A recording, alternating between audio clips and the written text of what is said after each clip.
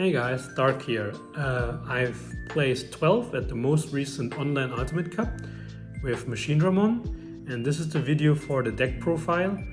As a reclaimer, the Ultimate Cup had special rules, so it's monocolor only. There are a lot of decks which got hit pretty hard. Machinedramon even got hit. It is not that bad, but actually it is, so it's not full power. And the whole meta game shifted. I was expecting a lot of Bloomlord, a lot of Ulforce, to some degree Galactimon, and I heard a lot of people were playing Gallantmon as well. So this is my take on that special meta on Machinedramon. Let's dive right in. We have 4X. It's for Dorimon, which will trigger if you go into the new BT11 Machinedramon or Chaosdramon, which gives you an additional draw 1. I was also thinking and experimenting with Tumblemon, since we lost a lot of power, but not just we. The opponent's decks also lost a lot of power, so 1000 power in the opponent's turn could make a difference, but it was 1 week before the event, so I didn't want to change it, so I just stuck with the 4 Dorimon. As for the rookies, I run 4 Dorumon, 4 Hagurumon, and 3 Chumon. Dorumon is kind of self-explanatory. It helps you to extend your turn when you go into Chaosdramon, so it just costs 3 instead of 4. If you go into the BT11 Machinedramon, which costs normally 3, you will go to 2, and with 1 analog man you can guarantee yourself 2 memory, so you can go into BT11 Machinedramon first, go for the search, and then you go to Chaosdramon for 1, choking the enemy or having 1 extra layer of Machinedramon if you are encountering Digivolve or something like that. For Hagurumons, since it's your draw engine, I was experimenting with Systemon Blanc, but you also want to evolve on your black Digitamas, so there you go with the Hagurumon. And 3 Chumons, I can't stress enough how important this card was. It's really good in the Ulforce matchup, it's really good into the Bloomlord matchup.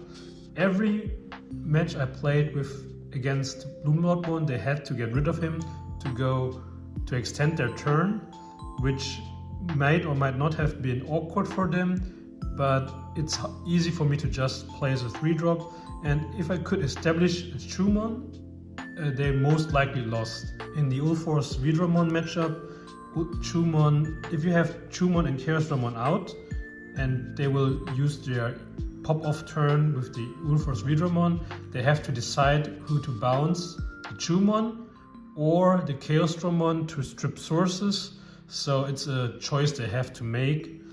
That's why it's hella annoying, and that's why it's there.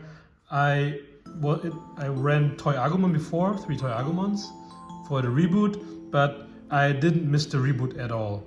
On to the champions, it might differ from here already for other Machinedramon decks. I run 2 BT8 Greymon, 2 Jazardmon, and this is pretty standard for Gardramon.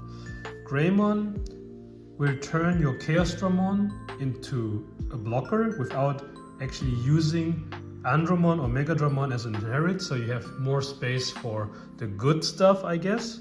Jazardmon gives you 1k power all turns if it has an on-play effect, and like I said, power is very important actually in this kind of warped meta, since Ulforce Vidramon is 12 with 1 Rena Pump at 13, and Chaosdramon is 12 all the time, and with Jazardmon at 13, and Ulforce Vidramon does not want to crash, so having the 13 power threshold is really good. Gardramon is kind of self-explanatory. He's a good draw engine, he's a cyborg you can use for whatever, like Hagurumon or even itself, so this is pretty standard. On to the level 5s, which is probably in this kind of deck the most exciting one. Megadra, Gigadra, Metal Mamamon, Cyberdramon, Metal Tyrannomon, Volcamon, 2 Gigadramons, 2 Megadramons, let me put it up here. 2 Metalgramons and 1 Cyberdramon EX2. I will go one by one to explain my choices. Some might take longer, some are easier. Megadramon for the blocker.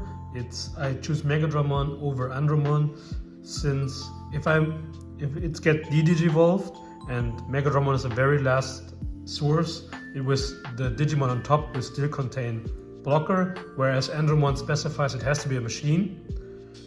Andromon has a good search, but I don't want to evolve him on the field, so this was the better choice.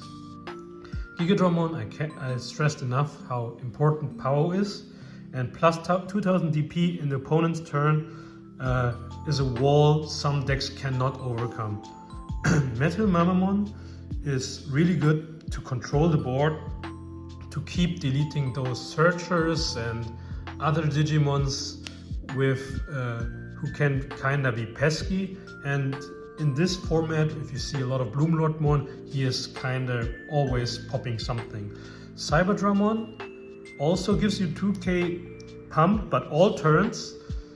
But the condition is you need to have a suspended tamer, which can be achieved quite easily. You can even trap some people if you use Analog Man on their turn to redirect, and somehow your Chaos Ramon went from 14 to 16 or from 12 to 14, and they get caught lacking.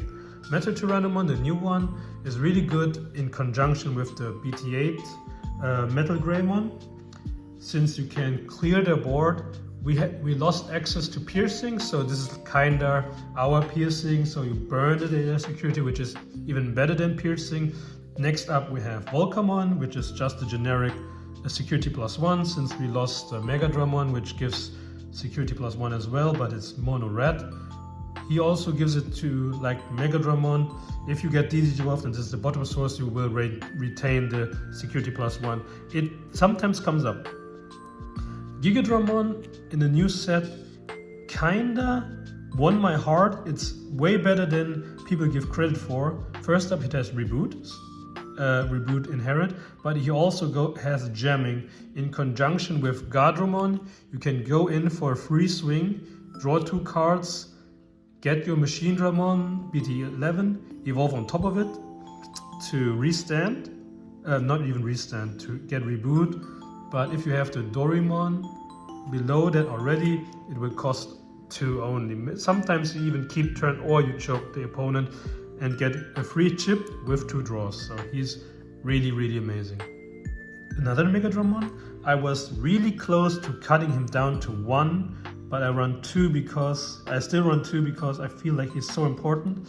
I was thinking about Crossheart is not there anymore, and if I delete Renas from Alpha's Vidramon, it means he already had his power-off turn, so he might not be that handy, but I still kept him on 2 since I want to see him all the time.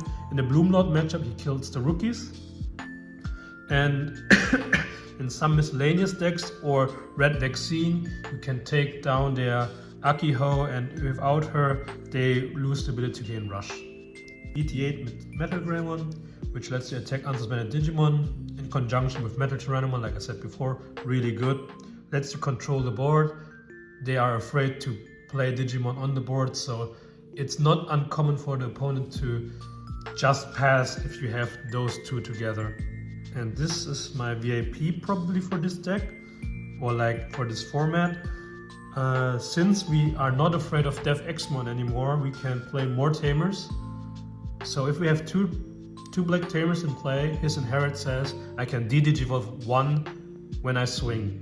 So every level 5 is weaker than Machinedramon or Chaosdramon, so I used him as a pseudo removal. Also in conjunction with Metalgramon or Megadramon, you can easily clear off 3 bodies with 1 swing and even making security damage. So these are my level 5s. I run, for a Machinedramon deck, I kind of run on the low count, but I never missed any of them. But if you have your setup ready, up and running, you should be good to go. the exciting level 5s are over. Now we have the level 6, which should be no surprise. I run 4 Chaos Draws, 2 of EX1 machines, and 2 of BT11 machines.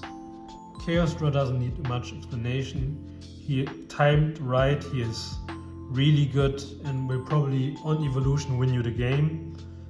And if you establish him on an empty board, which I should have done more often, he's really a nuisance to get rid of for a lot of decks. EX1 Machinedramon is still fairly good.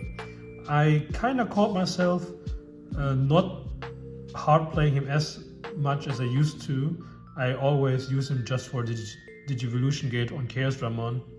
Sometimes I even evolve him in the Raising, but most of the time, if I want to evolve a Machinedramon, not most of the time, all the time, if I want to evolve a Machinedramon, I always want him. I really underrated this card, but this is really good since it allows you to put any Cyborg. You can even put Guardramon below it. You can have 2 Guardramon inherits, which lets you draw a lot of cards. And if it gets deleted and you have Analog Man out, you get a Machinedramon for free. So this card I really undervalued, but it carried me a lot of games. Off to the Tamers. We have 3 Analog Man, 1 Kazu, 2 Izzies. I want to see Analog Man as often and as soon as possible, but I only plan on 3 since I run so few level 5s. He has finite value, and most often more than 1 Analog Man is a win more card. Obviously I want to set more of them to establish my board, but having him on 4 with so few level 5s feels kinda icky if you can easily brick on him if you don't even see your level 5s. If I play him on 4, I would have to up the level 5s I play. 1 Kazu for good measure, since I wanted something to trigger my Cyberdramon for suspending a Tamer in my turn.